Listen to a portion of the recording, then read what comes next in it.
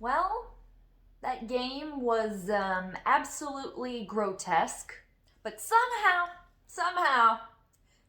I think the game's over. Are we sure the game is over? Is it finally over? Somehow, the Vikings got it done today. Overtime with Jacksonville. The Vikings won after all is said and done. Like I said, are we sure that game is finally over? Are we sure? It took forever. My gosh, the feral cats, the Jaguars, they are hard to take down. But finally, in the end, the Vikings did it, winning 27-24 today in overtime versus the Jacksonville Jaguars.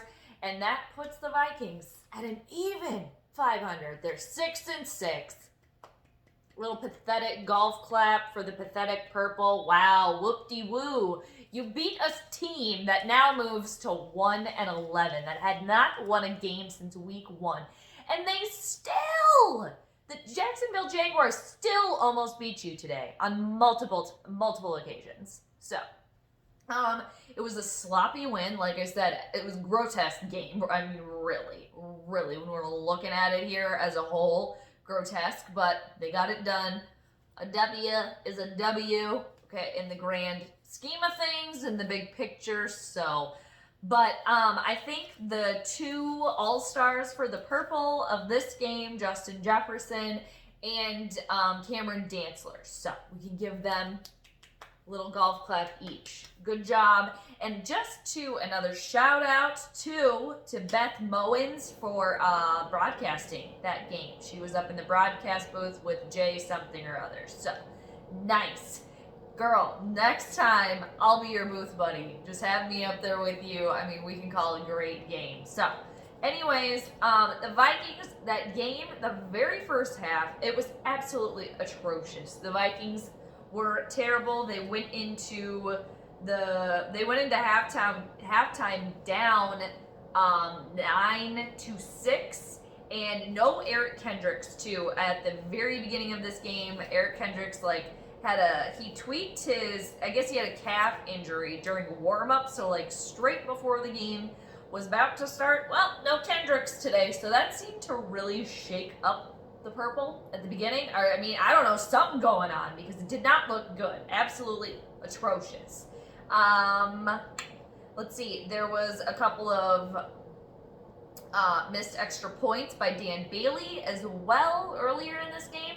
And not to mention, both him and the Jacksonville Jaguars kicker had a chance to win the game in regulation, and both of them missed it. They were both very long.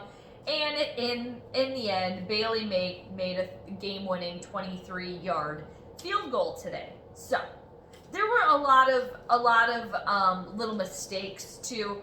Not to mention Dalvin Cook with a big fumble. It was pretty much on the one-yard line for the purple, about to score, only to fumble that ball away.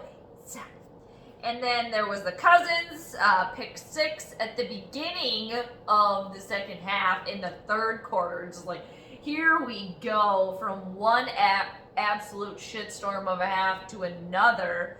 But in the grand scheme of things, again, got it done. C.J. Ham with a touchdown. Justin Jefferson, I believe he had 2 touchdowns today. And so Vikings, they got it done. But like I said, this was not a pretty win, not a pretty victory, and you barely beat a team with a now 1-11 record. Come on, I'm not getting thrilled about this. If Arizona loses to the LA Rams today, the Vikings will officially be in the playoffs as the last wild card spot. I don't know how, the NFL's weird. But just because you're in there now doesn't mean you're going to be there in the end. So it's one game at a time with this team. And like I said, this game today, there was a lot of slop going on here. A lot of sloppy play happening. Justin Jefferson had a couple flags on him today, but rookie mistakes. And KJ Osborne, he was back also on special teams. Didn't do anything too terrible, but there was one point, I think it was in the third quarter,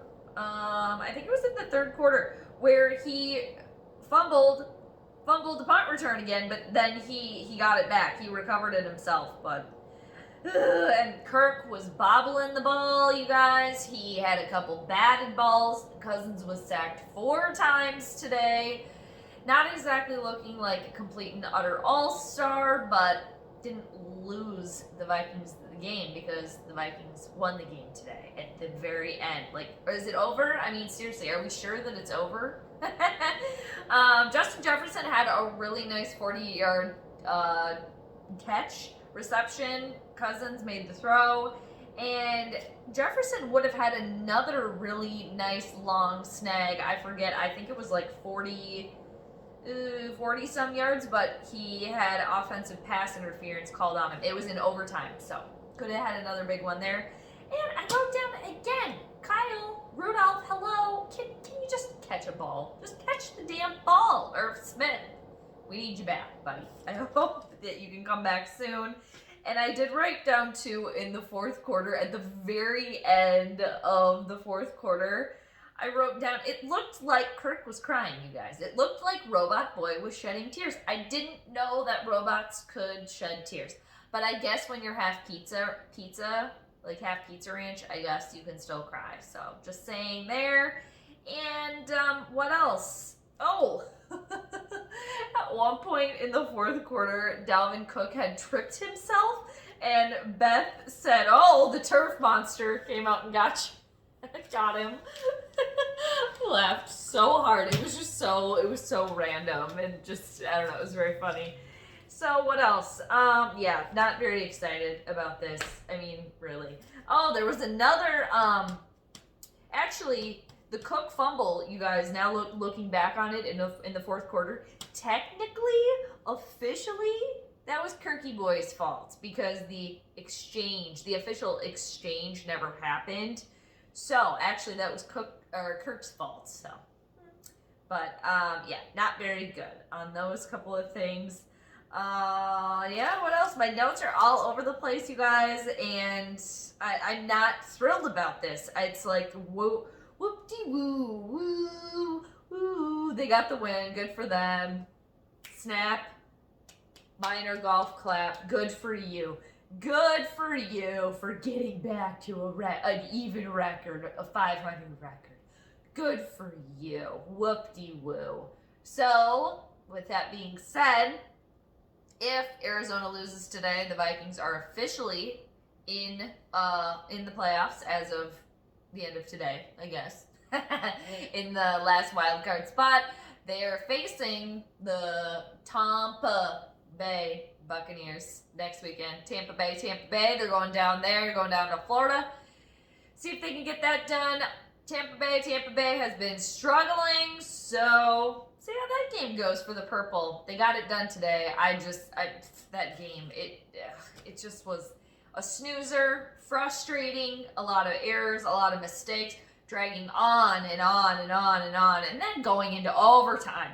And then I honestly thought for a minute that it was going to end up in a tie. I mean, I really did. It was, after all is said and done, I was thinking to myself, after all of this, it's going to end in a friggin' tie? No! But it didn't, so small victory there for the purple. Anything else, you guys? One other thing at the very beginning in the first quarter, too, when Jay and Beth noticed that KG Osborne was back after being gone, they said that it was just an accomplishment for him to catch the ball, and that it was baby steps, catching the ball and moving forward on special teams. But, yeah, the special teams continues to be an Achilles heel for the Vikings. But, they got it done anyway. And I will say, too, gotta give a little snaps, a little bit of snaps to the Jacksonville Jaguars for coming back and tying the game up, completing the 2-point conversion. The Vikings let that happen. It's like, you know what, too? A lot of these errors today, a lot of these little errors that the Vikings made, that, like, letting them get the 2-point conversion, the flags, the pick 6 by Cousins, the fumble by Cousins, the sacks, the 4 sacks, all these little things, I lost my train of thought. I was basically just gonna get at, like, they don't matter now. Oh, yeah, that's where I was going. They don't really matter now because you won the game, okay? But when you make those little mistakes and you're playing a team that is has a record of 500 or above, or basically a team that is not 1-10 when you are facing them, those mistakes are going to come back to bite you in the ass in the end, and then you're not going to win. You're not even going to get into overtime because you know they're going to come back and actually win the game instead of tying it against you. Just little examples. Little more food for thought, like I mentioned earlier. I did mention too, I thought that there was going to be a critical missed field goal by the purple today, and there was, but in the end, Bailey made up for it. Kind of like how what's his face, Chad Beebe, made up for it last week when he muffed that punt and then he came back and inevitably had the game-winning field goal. So there's that. But yeah, I'm not getting excited about this. Wow, you're back. You're back to an even record. Actually, I keep saying they're back. They haven't even been there at all this year. So they're there now. Good job. Good for you. Good for you for putting your pull-ups on today. I'm really proud of you, Purple. Really, really proud of you. So, with that being said, what do you guys think? What do you guys think after that? Are you like, Super Bowl bound? They're coming. It's happening. They're going. And Justin Jefferson, too, he's like on par to, you know, break some records. I think he broke something. It was like, he is now in the, you know, what is it? He has over 1,000 receiving yards in his first 12 games as a rookie, something like that. But he's in the company of Randy Moss, so with Randy Moss, can't be all bad. So that's really good. So good job, Justin Jefferson. He's gonna be great. Had some mistakes, but hey, it's kind of like a reminder that like Justin Jefferson is still a rookie. And Cam Dantzler, too, with the interception. And what else did he do? He had an interception, and he had a fumble recovery. Yeah, so he had a very good game, too. So good job to them. And, yeah, that's about it. That's about all I got, you guys. So I hope you have a great rest of your Sunday. Tampa Bay. I think is it a noon game next week, you guys? I believe it is a noon game. I think it's just, you know, good old high noon affair, okay, next week. So we'll see what happens with that. And with that game next week, I mentioned this in the pregame where I was annoyed hearing about local media talking about how the Vikings can move up in their playoff position. But it's like they weren't even in the playoffs at the time. So now, today, if Arizona loses, then yes, the Vikings will be technically in the playoffs. So then next week, if they were to beat Tampa Bay, then yes, hypothetically, they could move up. So there's that. It really annoys me when you do it before you're even in it. It's the cart before the horse thing. Don't do that. It doesn't work out well. It never does. In if we could quote Rick Spielman, in the big picture, if we're looking at the big picture of it all. So anyway, now I'm just being a brat, but you know how I do sometimes. But this team is still semi-trash. I'm not getting too excited about it. And but yeah, there were some good things. So gotta highlight the positives, also some negatives. And it's like, yeah, you beat a team that's now 1-11, and you got your third win at home. So good for you. And maybe the bird graveyard is going to be closed so far. So, as of right now. Anyway, hope you guys have a great rest of your Sunday. Let me know what you think this team is doing, how you think they're going to do the rest of the way. And yeah, it's pretty much I mean, if we're looking at it on paper, the tough ones are Tampa Bay, and then the Saints on Christmas, for those of you that celebrate Christmas, for those of you that don't, on December 25th. And two, Detroit and Chicago today. Did you guys see that one? That one was crazy. Detroit ended up coming back after being down, I don't know, they were down by quite a bit. and ended up beating Chicago today 34-30. So there's that.